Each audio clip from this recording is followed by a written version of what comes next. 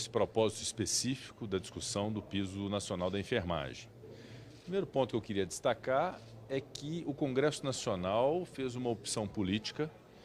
consciente, fundamentada, equilibrada. Eu lembro que o projeto original a respeito do piso nacional da enfermagem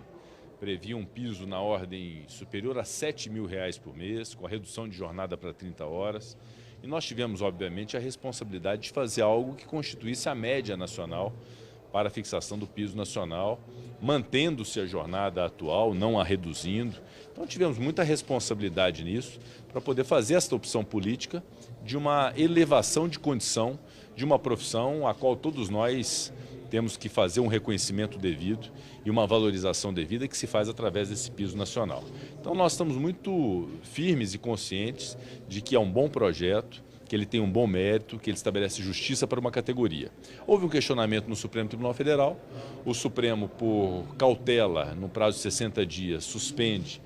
esse piso nacional da categoria para que se faça uma avaliação sobre fontes de custeio. Então o que nós temos que nos ater agora é a solução do problema relativamente à fonte de custeio do impacto financeiro para estados, municípios, hospitais filantrópicos e hospitais privados. Há diversas iniciativas e diversas alternativas nesse sentido. E hoje foram discutidas algumas na reunião de líderes. Um primeiro projeto, um projeto de lei complementar, número 44 de 2022, de autoria do senador Luiz Carlos Reins, que prevê o remanejamento de recursos orçamentários alocados em exercícios anteriores e que podem ser remanejados para os exercícios de 2023 e 2024. Isso foi feito no passado, especialmente durante a pandemia. É uma reivindicação do municipalismo, diversos prefeitos e a própria Confederação Nacional dos Municípios reivindica este projeto, e é um projeto que pode servir para constituir uma minimização dos impactos, especialmente para municípios, em função do piso nacional dos enfermeiros. Há outros projetos que representam um aumento de receita, que são receitas não previstas, inclusive um projeto de repatriação de recursos no exterior, que é um programa que já foi implementado no Brasil, que foi muito bem sucedido, que rendeu uma arrecadação na ordem de 46 bilhões de reais e que pode ser reeditado. Há inclusive um projeto no Senado, sob a relatoria do senador Renan Calheiros, que pode tratar de um novo programa de repatriação que pode naturalmente servir também como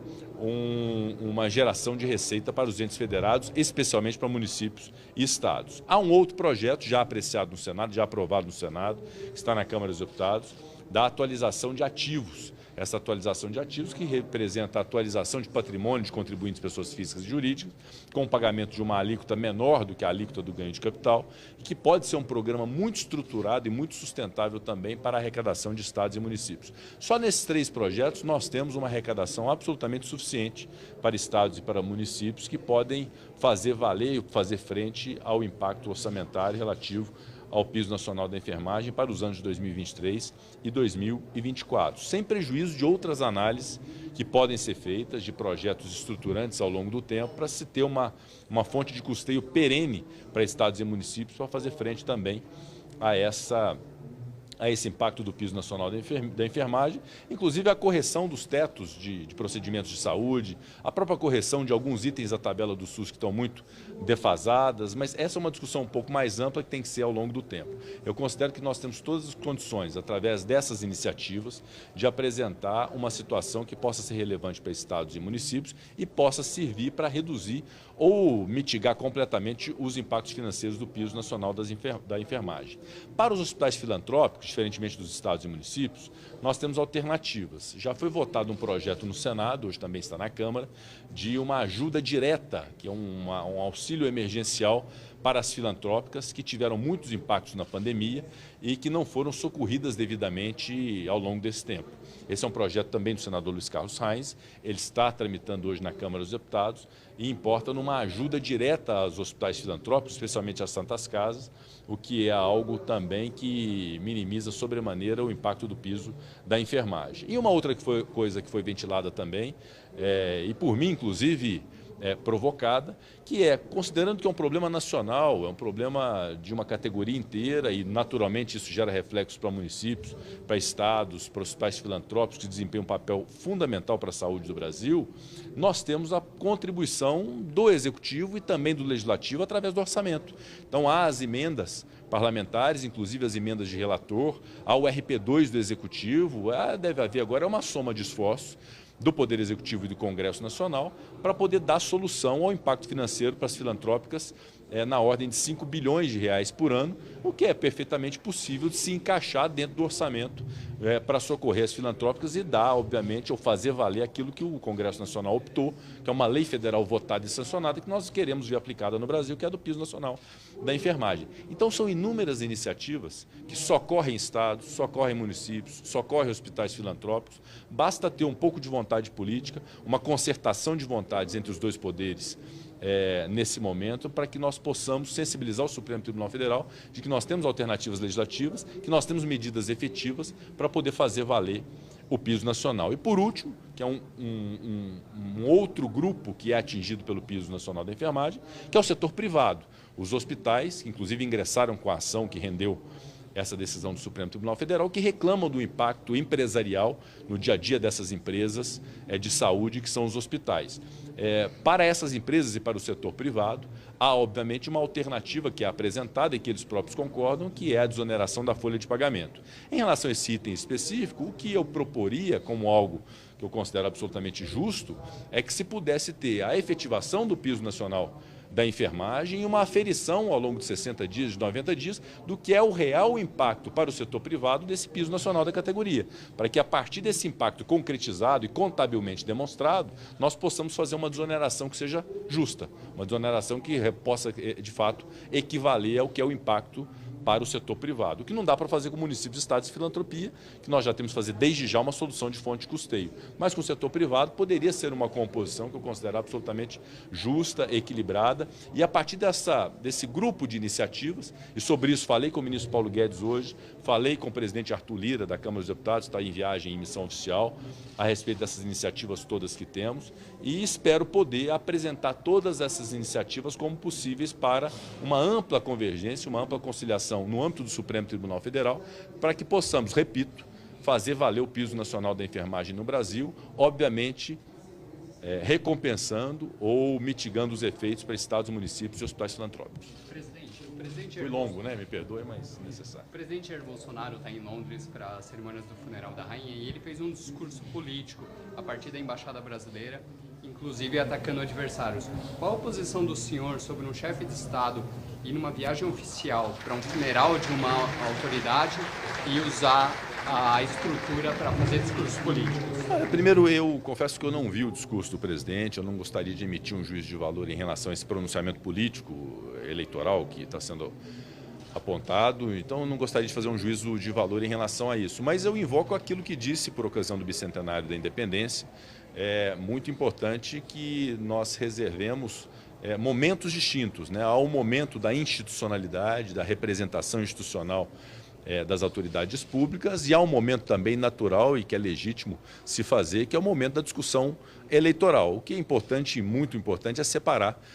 os dois momentos. É inevitável, o presidente Jair Bolsonaro está em campanha eleitoral para a reeleição e, obviamente, que cabe a ele discernir esses dois momentos, quando o presidente da República em missão oficial e quando o candidato poder fazer os seus pronunciamentos eleitorais. Já data para a votação desses projetos que cabe, né, o que cabe ao Senado, ao Congresso, e se o senhor já conversou também com o ministro da Economia, Paulo Guedes? Primeiro ponto, falei com o ministro da Economia hoje, o ministro da Economia não emitiu juízo de valor algum em relação a esses projetos, pediu para recolher cada uma dessas ideias, para levar para a equipe econômica e fazer uma avaliação, então ele não se comprometeu com nenhum deles. Eu considero muito importante, antes do momento da votação, nós termos um entendimento com o Supremo Tribunal Federal do que se entende como suficiente para poder resolvermos o problema e implementarmos o piso nacional da enfermagem. Se nós tivermos a certeza, a segurança de que essas medidas significam um aumento de arrecadação que não se previa para estados e municípios, arrecadação suficiente para hospitais filantrópicos e a reparação devida aos hospitais privados, eu considero que o próprio Supremo Tribunal Federal considerará isso suficiente e aí nós então podemos estabelecer um cronograma muito ligeiro, muito rápido de apreciação dessas matérias, apreciação dessas matérias para nós termos apreciado essas matérias e resolvermos esse impasse. É mais um impasse que nós estamos enfrentando hoje, mais um problema que nós temos que resolver, que é essa questão do piso nacional da enfermagem, como tantos outros que se apresentam. O corte na farmácia popular, o corte nas universidades federais, a possibilidade de contingenciamento do FNDCT depois do Congresso ter decidido de modo diverso, os projetos da cultura, a Lei Paulo Gustavo, a Lei Aldir Blanc, que são projetos que nós votamos, é uma manifestação legítima do Congresso, derrubamos vetos e queremos ver implementado. Então, soluções orçamentárias que nós esperamos muita boa vontade do Poder Executivo, junto com o Poder Legislativo, para darmos solução a todos esses problemas. Presidente, o senador Xenophon mencionou que o senhor deve ter encontro com o ministro Barroso do Supremo Tribunal Federal nesta terça-feira, em que o senhor poderia solicitar que fosse feita uma inversão do ônus para que já pudesse ser feita essa liberação para o piso valer, como o senhor mencionou, acho que para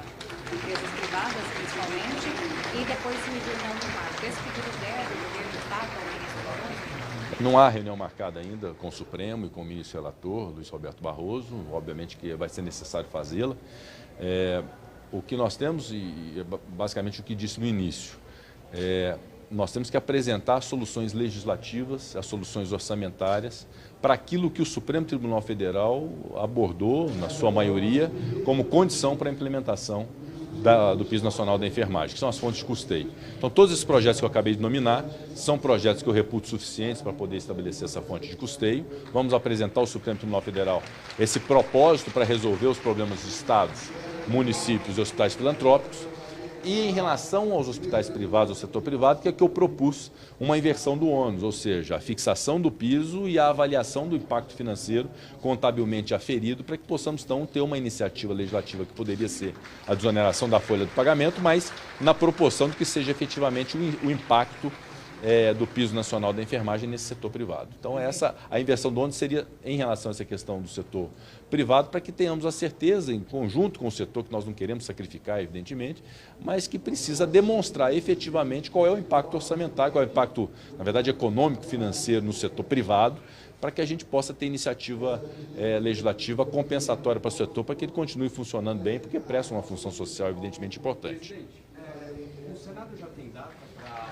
sabatinar os nomes dos embargadores federais que fazem parte desse projeto? Não temos data definida ainda. Uma coisa foi definida, que antes da eleição não seria possível, porque precisa de ter presença física dos senadores, nós não teríamos quórum suficiente para poder fazer uma sabatina que, repito, exige a presença física, mas logo após as eleições nós vamos estabelecer um cronograma em relação à série de projetos e naturalmente estará inserida não só essa sabatina dos ministros do STJ, mas outras sabatinas pendentes também, de agências reguladoras, de conselhos, enfim. O Senado até o fim do ano, como fez no ano passado, nós vamos buscar exaurir as autoridades, embaixadores também. Mesmo esquema de mutirão? Mesmo esquema de esforço concentrado, chamando todos à presença física em Brasília para votar essas autoridades, como fizemos no ano passado com o Supremo Tribunal Federal, com outras autoridades, que nós exaurimos, foram mais de 80 autoridades apreciadas até o final do ano passado. O Senado praticamente esgotou, mas obviamente vem novas indicações. E nós temos esse momento de mais privação do quórum, nós temos que fazer esse esforço concentrado para a presença física no Senado. Presidente, qual é o impacto calculado desses projetos que o senhor falou deles, mas acabou não citando o impacto? Esse impacto do remanejamento orçamentário,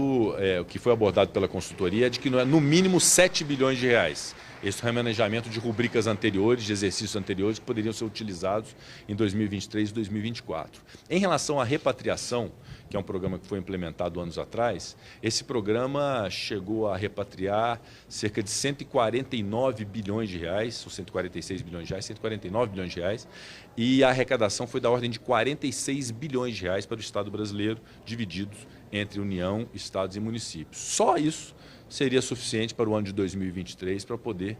significar a fonte de custeio e a compensação a estados e municípios. Mas há outros projetos de atualização de imóveis que pode gerar um impacto positivo, eu não tenho o número exato agora, e até porque é muito variável, depende muito da alíquota que for fixada